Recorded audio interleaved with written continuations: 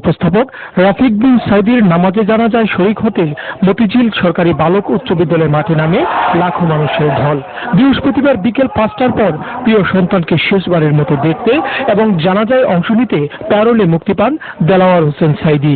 জানাজা ময়দানে তিনি উপস্থিত হবার সাথে সাথে আল্লাহু আকবার ধ্বনিতে কেঁপে ওঠে পুরো ময়দান। 5 বছর কোরআনের তাফসীর করেছি সারা বাংলাদেশে, সারা পৃথিবীতে। আমাকে বানানো হয়েছে যুদ্ধ অপরাধী, আমাকে বানানো হয়েছে চোর, ডাকাত, হত্যাকারী, ধর্ষণকারী।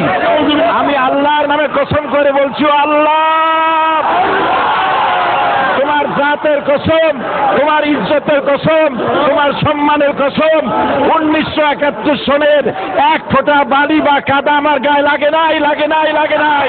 এ সময় আল্লামা সাইদি মানবতা বিরোধী অপরাধের অভিযোগ নাকচ করে দিয়ে আল্লাহর সাহায্য চান।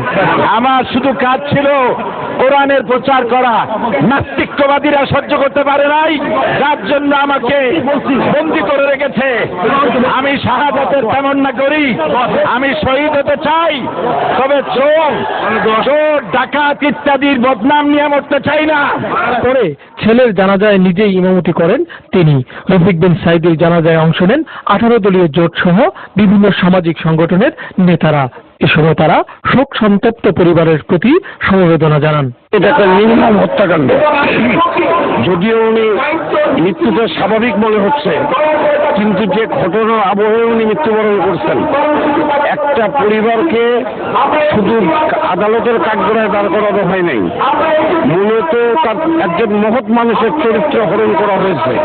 এই মৃত্যুতে গভীরভাবে শোকাহত এবং আমরা চাই এই ছেলের বাবা, মা এবং আত্মীয় স্বজন যাতে শোককে শক্তিতে পরিণত করে। দেশের ওলামায়ে কেরাম এ সময় তার মৃত্যুতে দুঃখ প্রকাশ করেন।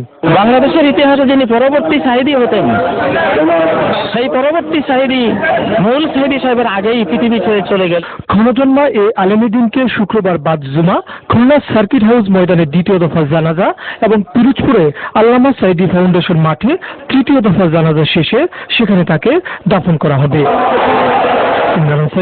দিগন্ত টেলিভিশন।